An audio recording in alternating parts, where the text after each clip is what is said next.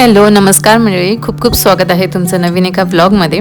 आणि I hope तुम्ही सगळे खूप छान असाल. जी आपल्या तोंडाला अशी घाण असते ना, अशी थोडीशी ती काढते. सो इथे मी आर्याचे प्रॅक्टिस मेकअप करते आहे, कारण तिचा उद्या ॲन्युअल डे आहे. सो त्याचीच तयारी चालू आहे. तिचा जो ड्रेस तिने घातला आहे त्याला मॅचिंग मला मेकअप करायचा आहे. सो असाच विदाऊट ड्रेस तर मी करू शकत नव्हते. सो त्यामुळे मी आता इथे ट्राय करते आहे की आर्याला जो एक साधासुद्धा करणार आहे, पण तिला असं वाटेल मी खूप भारी केला आहे, म्हणजे जास्त असं हेवी मेकअप केलं आहे. भारी म्हणजे हेवी मेकअप केला असं तिला वाटावा. बट स्टील लाईट मेकअप मी ठेवणार आहे, कारण ते अजून लहान आहे. जे काही प्रोडक्ट्स आहेत ते मी हलके हलके लावणार आहे. आणि मी जसा प्रॉपर एक प्रोफेशनल मेकअप आम्हाला जसा शिकवला आहे तसा मी तिच्यावरती करणार आहे, जेणेकरून तो थोडासा जास्त वेळ चांगला राहील. सो आता मी मेकअप करून घेते आणि त्यानंतर मला लंच देखील बनवायचं आहे, ते बनवून घेईन. आणि आज लवकर झोपायचं आहे, त्यामुळे जे नंतरचं आहे ते जास्त तुमच्याबरोबर शेअर करू शकणार नाही आहे. सो डिरेक्टली नेक्स्ट ब्लॉगमध्येच बोलू आपण.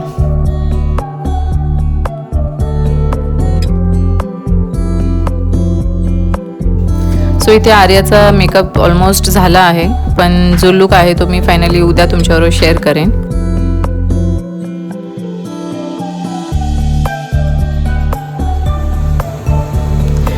सो डिनरसाठी मी दम आलू बनवणार आहे.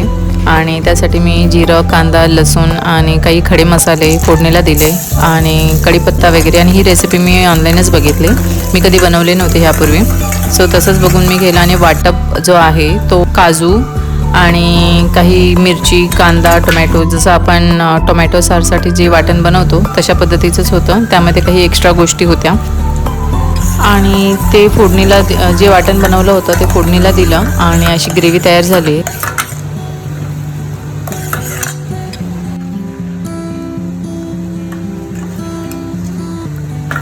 त्याचबरोबर मी बटाटे, जे छोटे दम आलूचे बटाटे असतात ते उकडून घेतले आणि ते थोडेसे जे सगळे आपले जे पावडर मसाले असतात त्यामध्ये मी फ्राय केले. हलकंसं मी यामध्ये तूप टाकलं, ते फ्राय करून घेतले आणि नंतर जी ग्रेव्ही बनवली आहे त्यामध्ये मी टाकले. ही मी फर्स्ट टाईम ट्राय केली आहे. मी प्रॉपर रेसिपी एकदा तुमच्याबरोबर शेअर करेन नक्कीच. आता हे मी फ्राय बटाटे जे केले आहेत ते ग्रेव्हीमध्ये ट्रान्सफर करते आणि नंतर प्लेटिंग करते. सो अशी झाली आहे दम आलूची भाजी तयार. आणि इथे आम्ही आज डिनरमध्ये भाकरी, दम आलूची भाजी, डाळ आणि भात बनवला आहे. सो असा आहे हा पूर्ण आमचा डिनरचा मेन्यू. म्हणजे मी आज लवकरच बनवलं 8:30पर्यंत, म्हणजे 8 वाजता आमचं तयार होतं. 8:30-9पर्यंत आमचं खाऊन वगैरे सगळं होईल आणि आज लवकर झोपण्याची तयारी आहे. सो भेटू आपण उद्याच्या ब्लॉगमध्ये. सो आज जसं लवकर सकाळी आम्ही 6:30ला सुरुवात करतो आहे ब्लॉगला, कारण आज आर्याचा आहे ॲन्युअल डे आणि तिला आता मला थोडा हलका मेकअप करायचा आहे. म्हणजे तिच्यासाठी डार्क मेकअप, पण तिच्या ड्रेसवरती मॅचिंग असा तिला मेकअप करायचा आहे.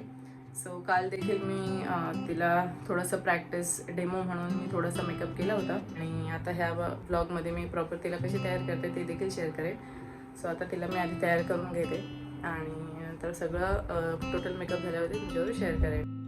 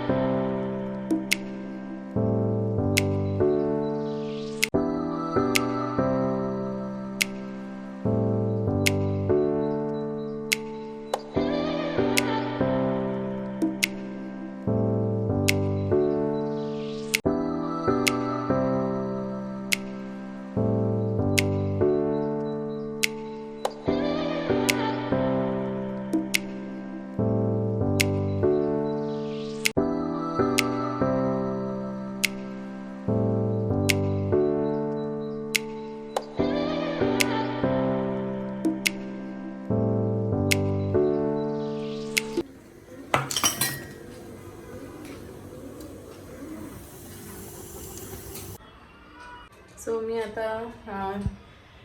आता क्लासवरनं आले आणि मी आधीच खिचडी लावून गेले होते. सो 1 तास झाला.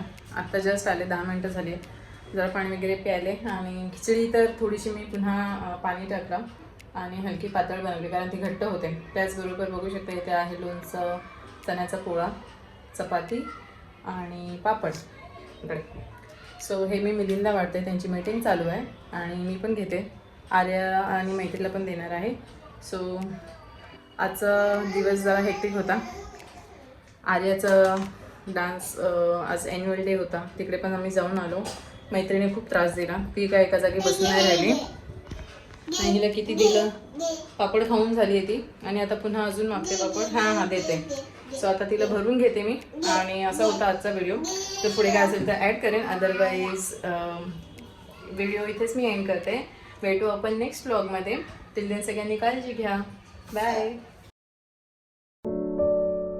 आर्या आता माझ्याबरोबर रात्रीची पुस्तक वाचायला बसायचीच, पण आता मैत्री देखील आमचं बघून आमच्याबरोबर बसते.